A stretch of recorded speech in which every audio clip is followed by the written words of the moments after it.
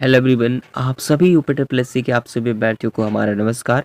जितने भी मुख्य सेविका की बहनें हैं, हालांकि आप सभी को पता है कि रिजल्ट पर जो है संपूर्ण स्टे लगा है, लेकिन आज आखिर कुछ ऐसा कुछ हुआ भी जिसको लेकर के हमने कल की अपडेट देना बहुत ज़रूरी था।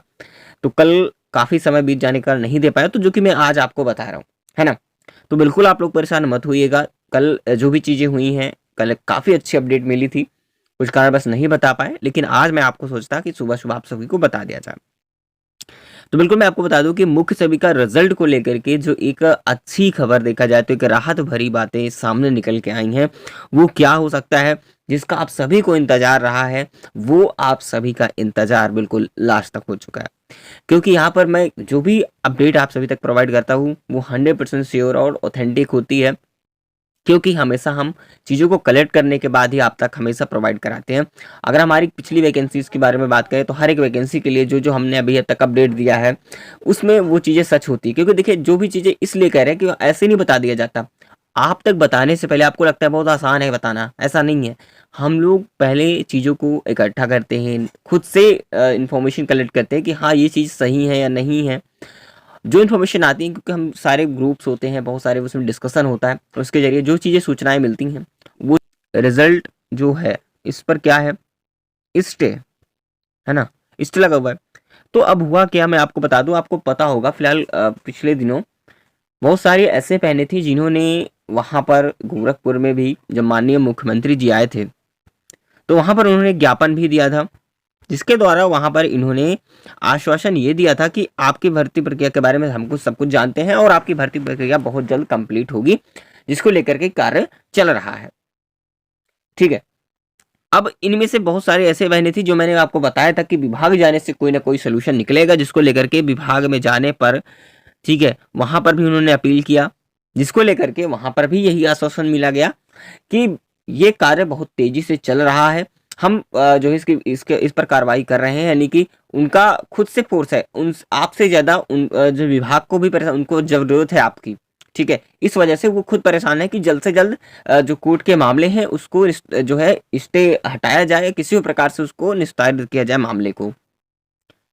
जिस पर इसी तरीके से अब क्या हुआ है और ऐसे ही प्रयासों में आपको कंटिन्यू रहना है जब तक कि आपका रिजल्ट नहीं आ जाता।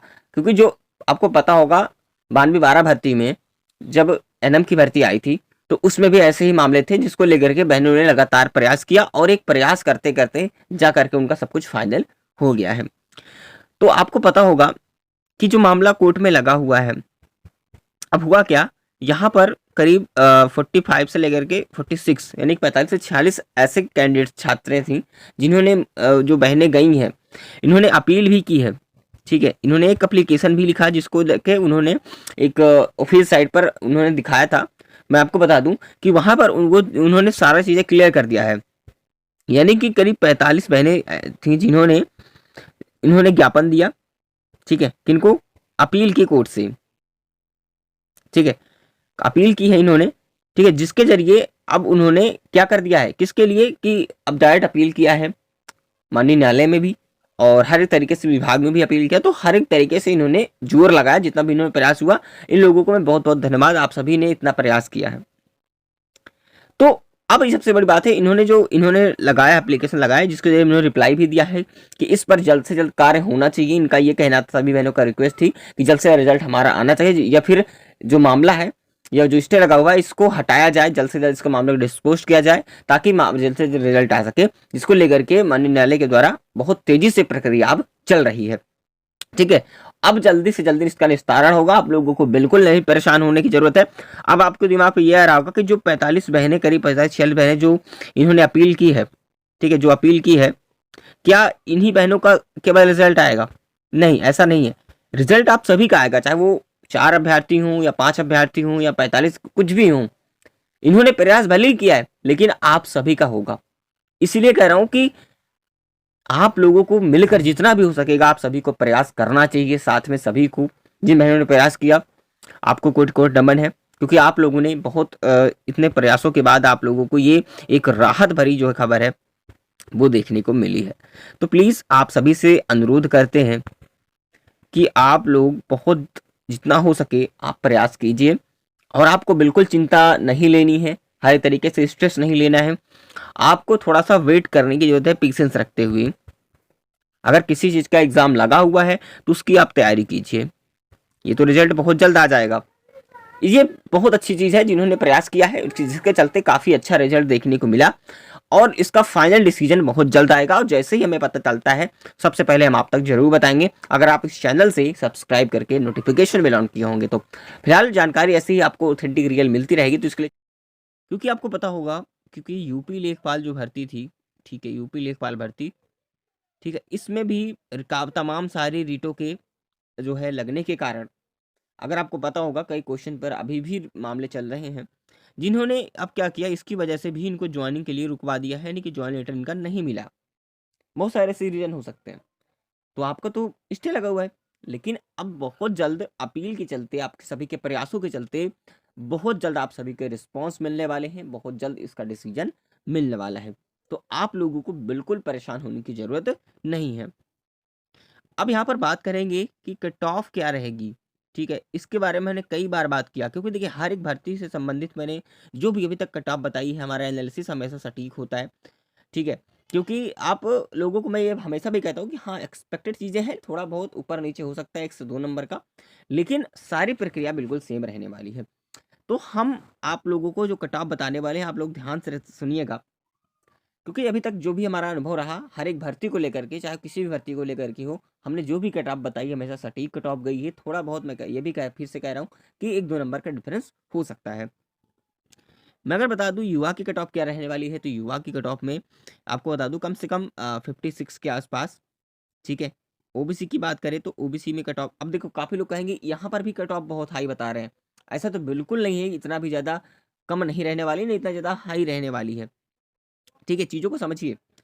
और यहाँ पर बात करें ओबीसी का तो इसमें ज़्यादा डिफरेंस नहीं होगा। कम से कम 56.25 भी इसका रह सकता है क्योंकि इसी के आस-पास रहेगा। ओबीसी की बात करें तो ओबीसी की जो कट-ऑफ है वो 54.05 भी हो सकता है या 50 भी हो सकता है ना? थोड़ा बहुत ऊपर-नीचे हो सकता है। अगर हम एससी कैंडिडेट्स की बात करें ईडब्ल्यूएस ठीक है? ईडब्ल्यूएस की बात करें तो इनका भी हम इतना ही लेकर के चलते हैं कि करीब कट-ऑफ इतना ही रहेगा। ठीक है? तो बिल्कुल आप लोगों को चिंता नहीं करनी है। थोड़ा बहुत मैं ये भी कह रहा हूँ कि ऊपर-नीचे कट ऑफ हो सकती है। एससी की बात करें तो एससी की कट ऑफ क्या रहेगी? तो देखिए एससी की कट ऑफ की बात करें तो आप लोग जो सोच रहे हो ऐसा बिल्कुल नहीं है। कम से कम 49.25 इनका भी हो सकता है, ठीक है? और एसटी की कट ऑफ की बात करें तो करीब 45.25 के आसपास इनका कट ऑफ रह सकता है। फिर भी कह रहा हूँ कि प्लस माइनस जो है 1 से 2 नंबर तक का डिफरेंस भी देखने को मिल सकता है। तो ये चीज़ें मैं आपको बता दिया हूँ। बिल्कुल आप लोगों को परेशान होने की बिल्कुल भी ज़रूरत नहीं है, ठीक है? अगर किसी भी प्रकार का और लगता है कि कोई डाउट है, तो प्लीज़ आप कमेंट करेंगे। मैं कोशिश करूँगा कि आपका हर एक रिप्लाई दे सकूँ, ठीक है? क्योंकि आज से नहीं स्टार्टिंग से मैं आप सभी के लिए प्रयास कर रहा हूँ और कोशिश ये है कि आप सभी बहनें फिर से तैयार रहेंगी। एनएम की परमानेंट वैकेंसी और साथ ही साथ मुख्य सेविका की वैकेंसी भी आ रही है, बहुत जल्द आएगी।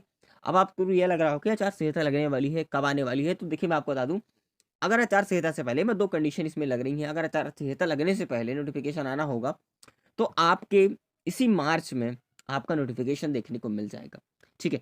उसके अलावा अगर यहाँ तक नहीं सीमित होता है, तो फिर नोटिफ़िकेशन कब आएगा? ये इलेक्शन बाद ही फिर नोटिफ़िकेशन देखने को मिलेगा, तब तक ये भर्ती प्रक्रिया भी कंप्लीट हो सकती है। लेकिन आप लोगों को उम्मीद नहीं खोना है, जैसे भी कोई भी अपडेट आती है, न्यू वैकेंसी हो या फिर किसी भी प्रकार से, हर एक अपडेट मैं आपको हमेशा प्रोवाइड कराता हूँ। चलिए, जो भी होगा हम आपको ज़रूर आगे बताएँगे, मिलेंगे नेक्स्ट इन्फॉर्मेशन के साथ।